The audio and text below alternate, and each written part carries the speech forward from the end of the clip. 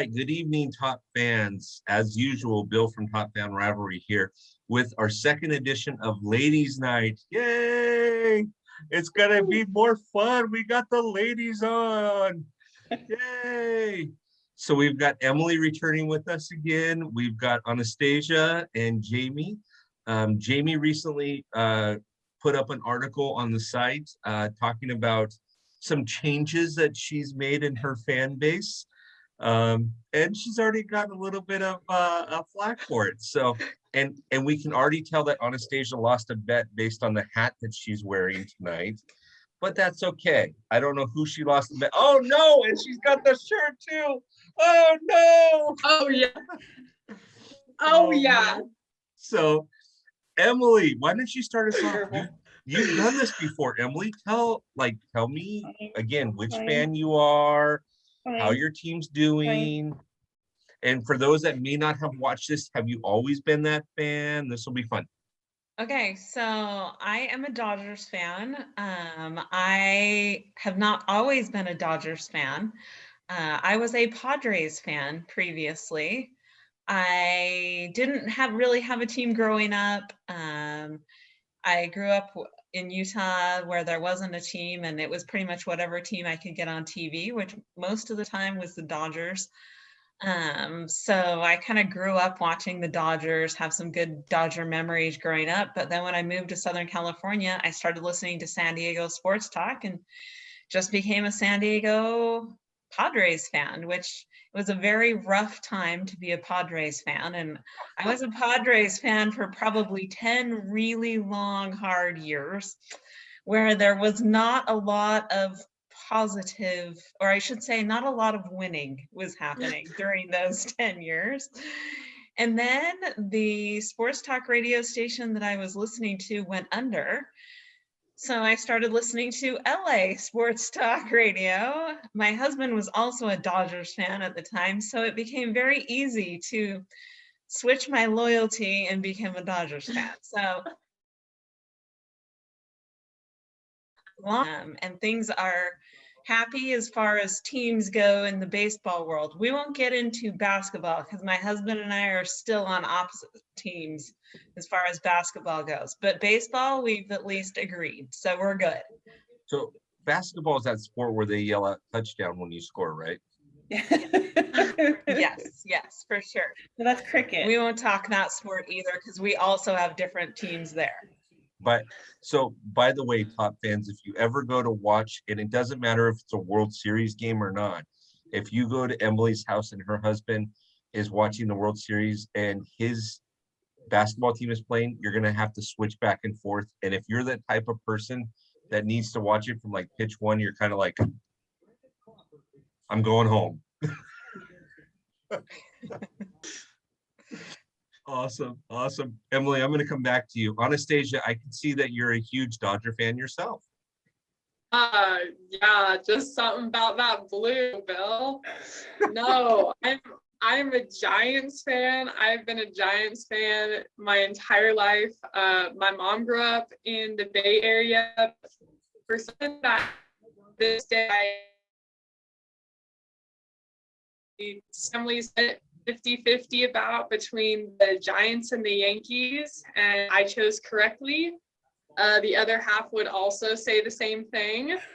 But yeah, so I've been a Giants fan my whole life. I'm a sports person. I love playing sports. I love watching sports. I'm not a huge stats fan. And so I'm there to watch a game, not follow it. But for those of you who watch this regularly, you may be familiar with my husband, who is the Braves fan. He and I are very cordial until the Braves and the Giants are playing, and then things get we often tell each other to stop talking, but it's all in pure love and goodness. But yes, I love sports, but Giants all the way. I'm severely outnumbered tonight, but it's fine. So Jamie, Emily, let's pray to the baseball gods that the Giants and the Braves end up in some type of divisional series in the playoffs this year.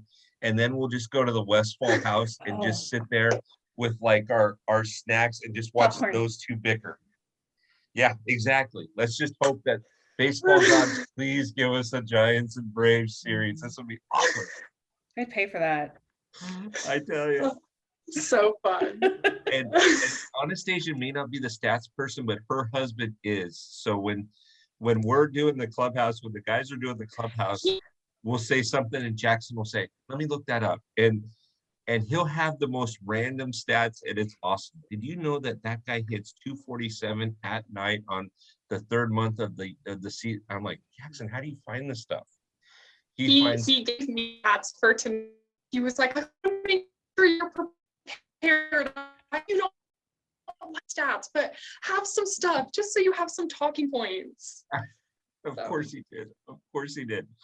I think he was the one. We did a clubhouse a couple weeks ago. I think he found a Twitter feed that rates umpires. Yeah. Oh my. Oh my. Like rating people, I won't mention any names, but like Angel Hernandez. Oh my, oh my, oh my. It is the best. Jackson had so much fun with that. Anastasia, I won't tell my wife this, but I spent probably 2 hours the next day at work looking at that site. Oh, that was good. That was good stuff. Yeah. So you said the wrong umpire name. You said the wrong umpire name. Exactly. That guy is still around. I don't know how he has a job. He's like the weatherman. He can be right like 1 times out of 10, and he still gets paid and gets promotions. I tell you, that guy. And he gets into the game. For some reason, he feels like he needs to be in the game. Like he's a ball player. And it's like, no, you're not a ball player. You're an umpire. You are Stay in your lane. That's right. Sorry. And the Dodgers had him, and I think the Giants and Dodgers had him for that last series. And oh my, you're right, Jamie. He just loves to get in the middle of crap. Why? Yeah, he's a showboater. He's a showboater. He's a grandstander, and it drives me nuts. He did a game for the A's against I think it was the Red Sox, and he was just hold on. And I'm like, oh my God, just play the game. Just call the game. It's easy. Is it a ball? Is it a strike? Is it a foul? Come on. Yeah, exactly. It's fun when they have him in the playoffs and he's down the left field or right field line. Then we don't see him. Yes, it's wonderful. Like, stay there, please. Keep him out of our sights. Thank you. Exactly. All right, Jamie. So you just wrote an article. Tell us a little bit, for those that haven't read it yet. Tell us a little bit about what you started and then how you got converted to God's team. Right, Anastasia? According to Anastasia, I've converted to the dark side. According to everyone else, I'm with the true baseball team. And according to some people, I'm a fair weather fan, even though I have been a Giants fan since birth. I'm 5th generation San Franciscan, and I was born into that Giants fan mentality. My lineage of Giants fandom actually starts with like my grandparents, like on one side of the family, meeting in Tent City in Oakland after the 1906 earthquake, and that's the kind of richness of history that I have for me. So it's like, when I say it was a very hard decision for me to go from Giants to Dodgers, it really was, because I am a true baseball fan. And as a fan of any one team, you also watch the rival. So I've been watching these players come up, and like Muncy's my favorite player on the Dodgers.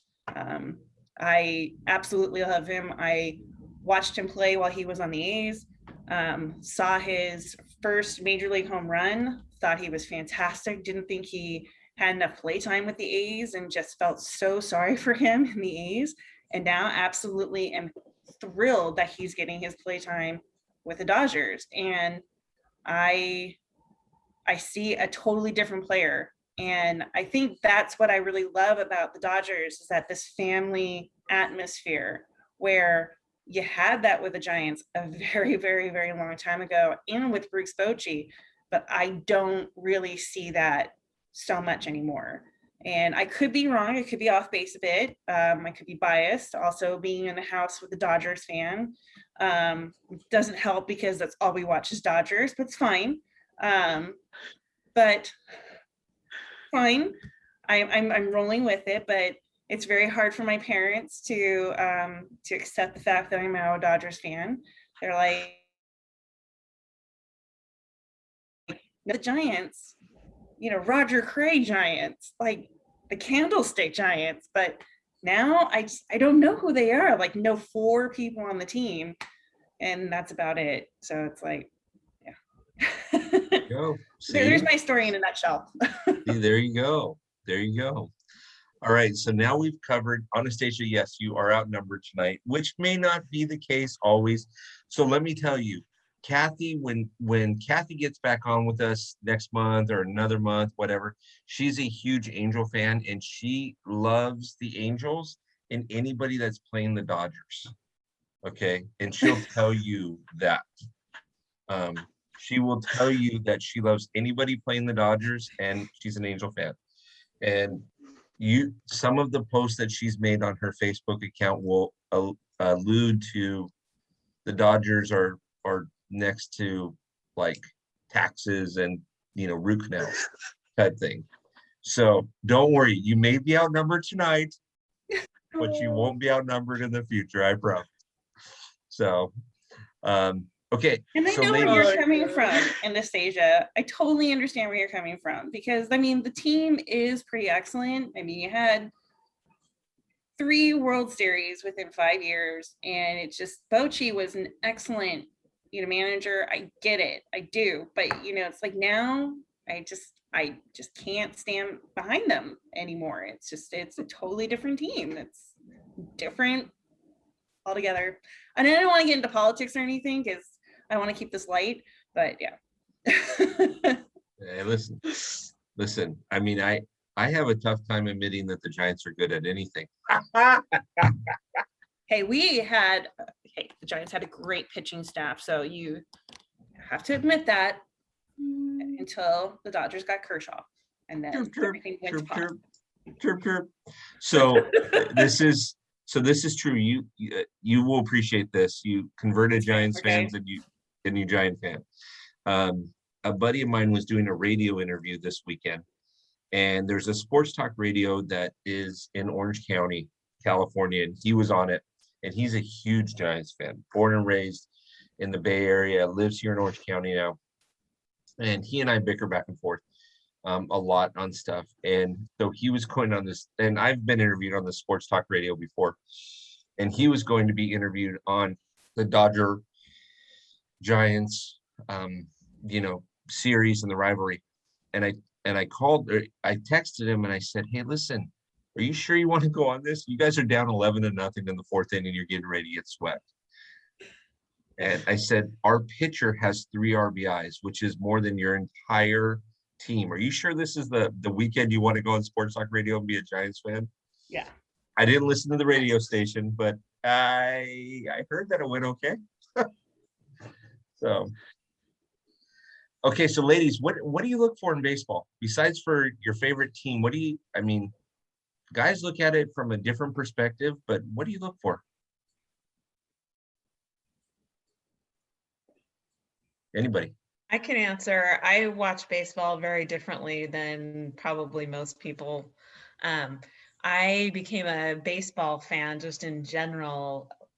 I was probably, I don't know, probably 10, 11, 12, something like that.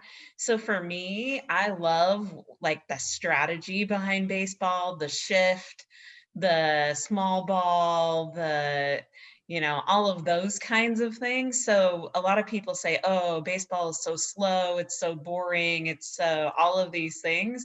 Yeah. But for me, there's like all this stuff going on where it's like, trying to watch stuff that's not necessarily just, you know, the pitcher throwing the ball to the catcher and whether the batter hits it or not, but all the other stuff that's going on behind the scenes.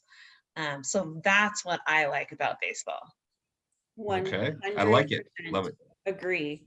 100% agree. That's one of the reasons why I hate the fact that they took out that they put in the intentional walk rule, that you don't have to throw the 4 pitchers. I hate that, because pitching a walk would try to make them, you know, hit that ball. You know, you throw a ball and you'd like try to make them reach for it, and it's just like, it's all psychological. And I think that a lot of what MLB is doing is just kind of putting these rules in place that are taking out the psychological component and the thinking portion of the game, and just it's really for time. And I'm just so tired of them saying, let's speed up the game, let's speed up the game. And it's like, no, this is a thinking man's game. You want a speedy game? Go watch hockey, go watch football, you know, something that's timed. Leave our baseball alone. Yeah, Go ahead, Anastasia. I was just gonna say, I think I've definitely come to see baseball a bit differently since dating and then eventually marrying into a very heavy baseball family. I come from an athletic family. We play sports all day long, and we cover the books in terms of what sports we play. Watching sports was always more of something that I had. My family is a very would do it than sit down and watch it unless they're in person. So going were this like huge exciting thing, because they were like the one time that like my family would go watch, or would be baseball, because we could go to, you know, I grew up in Orange County, and so it was easy to go to an Angels game. It was easy to go down to San Diego or up to LA when they were playing the Giants. And like, that was like the one time that my family would go watch a sport. And so I feel like for me, there are a lot of like really nostalgic memories tied to that. The smells, the standing up, the singing, the cheering, the jeering, everything that comes with it. And I think since marrying into a family that is very like, they know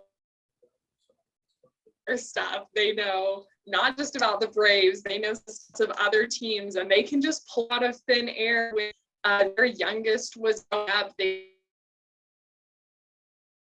would drink keys, so you would like say a name and she could say the team and their number, like, and so I learned baseball from this different angle, where it wasn't just this nostalgia, really fun game, but I started to get to see it be broken down in different aspects, and why trades matter, and why statistics matter, and what the abbreviations mean. And, you know, I'm still not the kind of person who's going to commit my memory to all of those things, not even with my favorite sports in the world, but it's been really fun to learn to see baseball in that new way. Yeah. Jamie, you look like you have a thought on that. Oh no, I just watched Taylor strike out, and it seems like it's an ongoing thing for him right now. I'm going to turn on the game in a second when we're done. I'm sorry, it's just I have it on in the background. Anastasia, I agree with you. You married into a baseball family, and it is like, sometimes you can carry on a conversation if you don't know a few things. It gets real boring real quick, right? Yeah, the Westfalls are a very high level in baseball, football, and basketball. They are high level. I have learned lots of words. You're like, well, I didn't realize that this existed. But Emily, say that, move on. Yeah. Emily, I agree with you though. I miss the small ball aspect of it. I really miss like, everybody's going up to try to hit a 6-run home run with nobody on base. And it's amazing how much the game has changed. You know, I agree, Jamie, with you, taking rules out, like, you know, you have to throw 4 pitches. That mentally as a pitcher, because that's what I did in high school and college, mentally as a pitcher, I'm like, I can't screw this up. And I'm like over focused, and sometimes you mess it up. Other times you say, okay, I want to walk a person. Instead of doing an intentional walk, let's just walk him on 1 pitch. We'll just hit him in the small of his back. We'll be good. And then we'll move on. Right? It's easier just to hit him with 1 pitch than run the risk of throwing 4 pitches and throwing 1 away. So I love it. So ladies, what do you like? The game is relatively new. I mean, the game has changed quite a bit over the last couple of years, especially you know, with the pandemic. So what do you guys not like? What bothers you about the game now? And I know, Jamie, you're going to give us this in written form soon, but what do you not like? What just drives you up the wall about the game? 1 or 2 things. Emily, what drives you up the wall? I need a minute to think. Okay. I can rattle like 4 things off right now. Okay. Emily, you think about that. Jamie, you rattle off. I hate instant replays. Okay. This isn't football. I hate it. I don't like that they're thinking about having an automatic strike zone or the electronic strike zone. I think that's ridiculous. That's why we have an umpire. Like I said, my next article is going to cover this, but the runner starting off on second in extra innings, that drives me up the wall. Like, why are extra innings any different than any other inning? And then the double headers being only 7 innings. Why? Like, why? They were 9 innings before we had a pandemic. Why are they not 9 innings now? It's like, come on, we're in a regular season. We're not in 60. We're not in 60 games right now. So let's bring it on, you know, because it is messing up stats. And that really, really upsets me as a baseball fan. Who was it? Madison Bumgarner just pitched 2 no hitters, and they're not considering them no hitters because they were 7 innings. 7 innings. Yep. Yeah. Yep. It's like that right there just kills me. So there you go. Emily. I don't know. I mean, I'm still struggling because, you know, a lot of it, I think it change if they made it would be the DH in the National League. That would be one. And I know that they haven't made that change, but if they were to make that change moving forward, I think I would have, because there's so much strategy that goes into the pitchers hitting, and then there's also pitchers that do hit. Kershaw hits. Urias the other night, Yes. He got 2 hits and helped himself. So, you know, I would miss that part of the strategy. Definitely. On Anastasia, Urias had 3 RBIs against, I'm not going to mention the team, but the Giants. 3 RBIs this guy had. Yeah, he hit a ball over your right fielder's head, over Yastrzemski's head. And Yastrzemski, as he's running back, has just got to be in his mind going, how'd this dude do this? He hasn't hit a ball in the infield all season. It's awesome. I agree with you, though, Emily. Does it bother you with the runner on second if you go into the extra innings? Does that drive you nuts or what? It doesn't. It doesn't? I understand why a lot of people it bothers. I get that. And I'll tell you the reason why it doesn't bother me. Yeah. Which I know you're going, okay, wait, how could this? Because I thought initially when they did it, the stats, which like that guy would always score, but that hasn't been the case. And there were a number of Dodgers extra inning games where putting guys, and for both teams, the guy didn't score, and it ended up making it a little more interesting. I also watched a number of Padres games that went to like 17, 18 innings, where ultimately, and this is something that understand why it happens, but I'm not necessarily a huge fan, is basically they just run out of pitchers. And so they put a position player in as a pitcher, which I get it. But at that point, it's kind of like, okay, they basically just said, we're out, like we're done, right?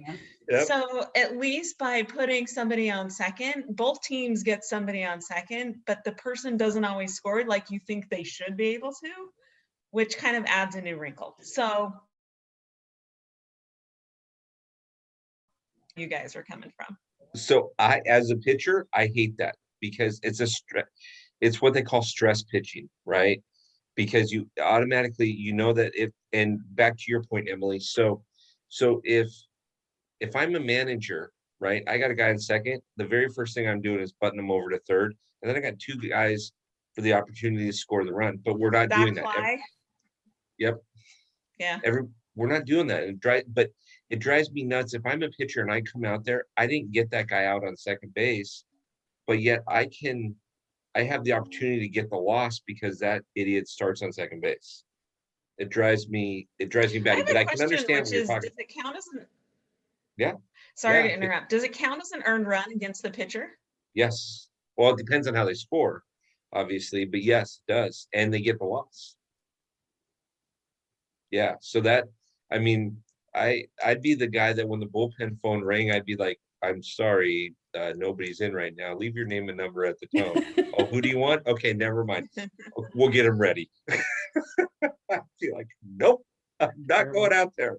Not with the guy on second base. Oh, we got a 14-run lead, like Toronto did the other day. They scored 8 runs in the the top of the 10th. All right, I'll come in, put that runner on second. Anastasia, what drives you?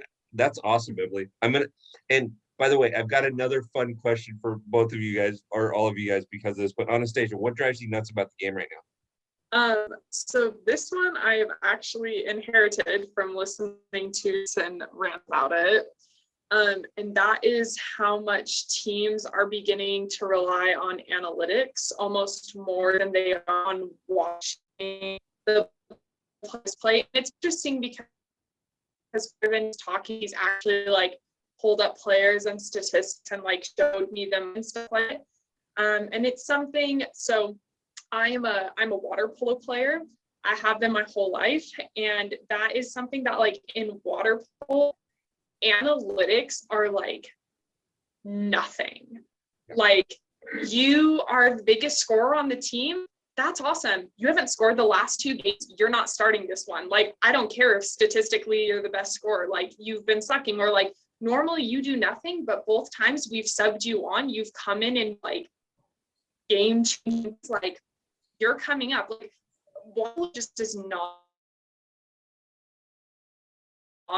You don't have this like track record that you're being judged on. And so like, as he's explained to me that like people are focusing more on these analytics and using like and stuff like that, rather than watching consistency or watching development, has become something that's bothering, because then you're not actually doing things for the players or for the games. You're inputting things into a machine and trying to guess, rather than actually watching and predicting what best outcomes and best. Amen. Yeah. Amen. Amen. Yep. I mean, ask Tampa Bay how they feel about analytics after the World Series last year. I mean, ask Blake. I swear I didn't ask to get taken out Snell how he feels about analytics after Game 6 last year in the World Series. Yeah. I mean, analytics is just. Oh, he was mad. Oh, I'd be too. Mad. I'd be like, no, go away. No, I'm gonna finish this inning. No. Oh, but he did so many pitches and that was it. That I have to tell you, ladies, that's the one thing that drives me nuts is the pitch count. Like Anastasia just mentioned water polo. Water polo players are great athletes. I mean, I've been around water polo. They're tough. The stuff that goes on under the water that you don't see, forget about it. That's not my sport. Like somebody tries to drown me, I'm like searching for their family. I'm toilet paper in their house for a month. Okay. I just game, set, match, right? I'm just no holds barred, right? I'm toilet paper in their grandmother's house. I don't care. But the pitch count stuff drives me. Whatever happened to the good old days where somebody went out and threw 150 pitches and nobody cared, and then 3 days later, because they stayed in condition, 3 days later, they were out throwing another 150 pitches. Instead, oh, he's got 89 pitches. We need to take him out. It's the third inning. He's had a bad couple of innings. It's the third inning. What do you mean?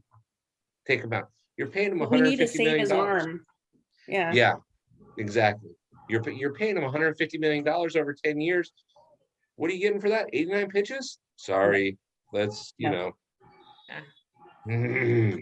drives me batty. Me batty. I like it. You girls have a lot to say about this stuff. You guys thought about this a little bit. This is great. Okay, so I'm gonna. Well, I can tell that all three of us have been watching baseball for quite a long time, so it helps. Yes. But we really love the game. Yeah. Yeah, it's called For Love of the Game, right? Okay, so I'm gonna give you gals a couple of seconds to think about this next question. But if you could sit down with one player right now in the MLB, and this, keep in mind this is PG, if you can sit down with one player to either talk to them about the game, about what it took to come up, whatever, who's that one player? Who do you want to sit down with and why? And again, disclaimer, I do have editing software on this. So, just in case you decide to go out left field a little bit, I'm going to cut you off. Does it have to be a current player? No, it doesn't have to be a current player. Who do you sit down with? Jamie, who do you sit down with and why? Well, I would sit down with Will Clark because I want to know if he regrets his actions during the '89 season. I mean, he was kind of a wild child, and I think because of what he did, he's not in the Hall of Fame. So I'm just kind of wondering if he regrets all that. Will Clark is like Steve Garvey. He's in the Hall of Very Good. Yes. But for some reason, those guys will never cross that threshold, I think, until they pass away in the Veterans Committee. But when you think of first baseman and you think of dominant first baseman as far as at the plate, Steve Garvey's one of them that come to mind. Will Clark's one of them that comes to mind. So that's amazing. I like that. Anastasia, what do you think? Honestly, for me, it would be Fred Trout, and the reason is both of them are such hugely respected players. They tend to play really well, and yet they manage to balance this beautiful family life. Like their family, both of them is such a high priority. And so I would just be interested to talk to them and figure out, like, Fred Freeman, his wife had twins. He was late spring training because of it, and he was like balancing that, going back and forth. And so I would want to know like how they could stay so focused on the game and perform well. Obviously Fred get off to a great start this year, but like how they can stay so focused while also maintaining not only this image of a great family life, but honestly like being people who are dedicated to their family as professional athletes. I just think that's something that's really impressive. Anastasia, did you see Freddie Freeman's Instagram right before spring training started, and him and his little boy playing baseball in the backyard? Yes.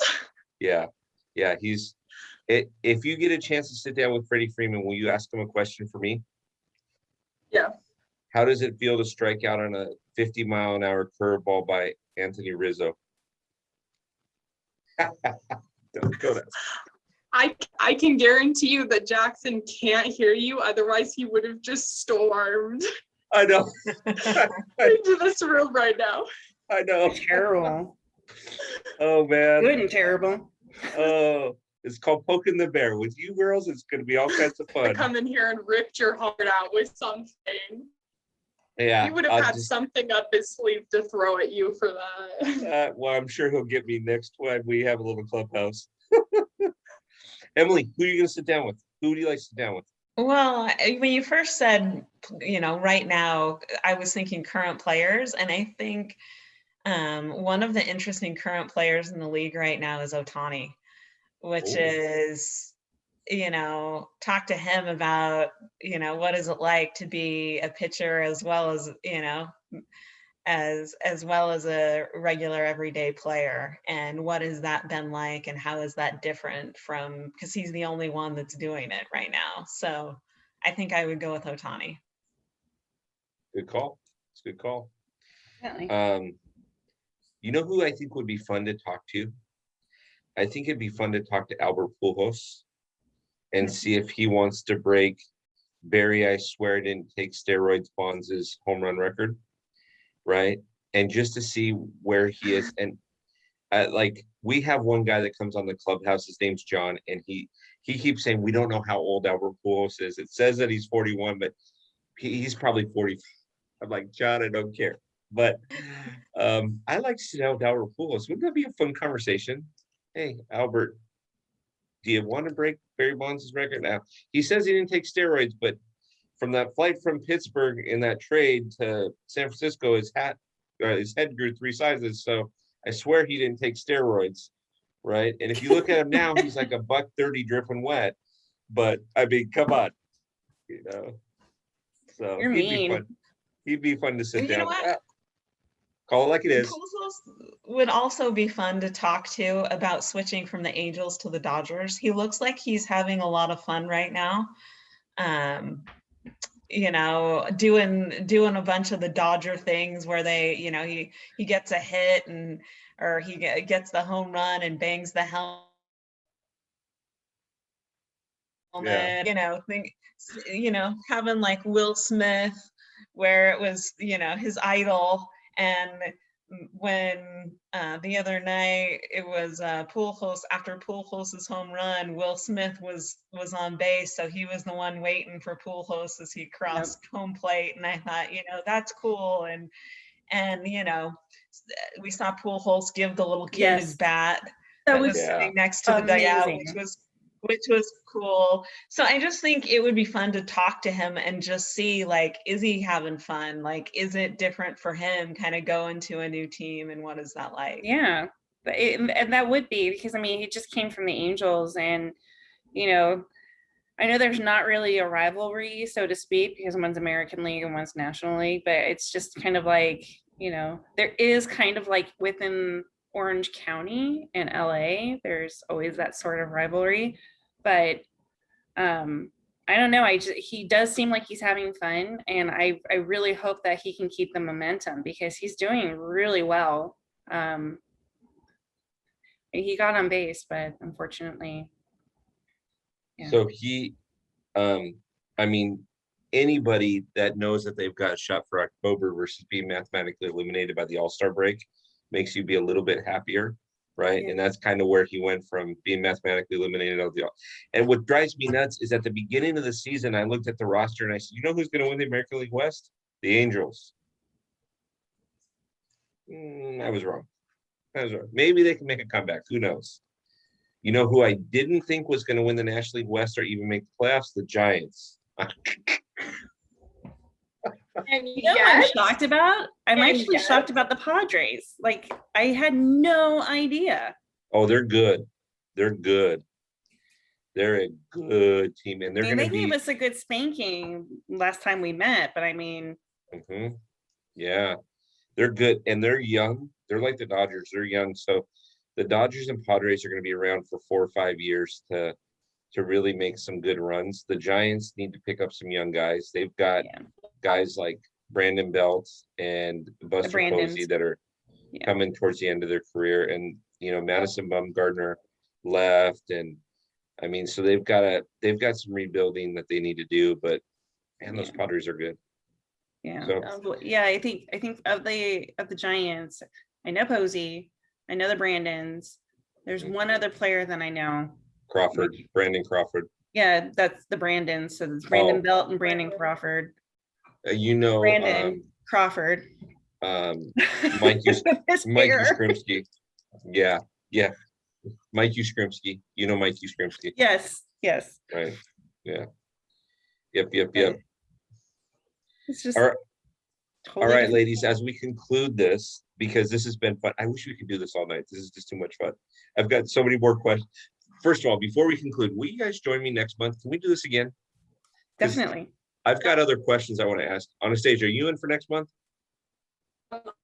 I'm the one that told Jackson he had to go to you to tell you to invite me to this. So yeah, I'm definitely Anastasia and Emily need to be here myself. next month because I will be here next month. And if they're not here next month, I won't be here next month. Then you quit. You're out. You're out. Yeah. Perfect. All right. I need my girls. There you go. And we have a couple others that are going to be joining us too. So okay, so around the horn. In 30 seconds, just tell me what you look forward to in baseball or your team or whatever closing comments you want to make as we wrap up, and then don't go anywhere. But your final closing comments, 30 seconds. We'll start with you, Anastasia, since we've started with the other two girls. So closing comments. I mean, I guess closing this evening, I really hope the Giants can pull it out this time and not suffer the same way we did last time. That would make me feel really good, but mostly I think we started with good momentum, and I just want us to keep up that momentum. Even if it doesn't end exactly the way I want it to, I want us to keep that momentum. Keep in mind that momentum started against Arizona. They'll be out before the Angels are, so that's okay. Keep in mind that we have the same record and standings currently, so. Okay, I'm writing this down. Let's see what happens next month. No, that's great. I love it, Anastasia. Thanks. Jamie, 30 seconds. What are you looking for? Closing comments.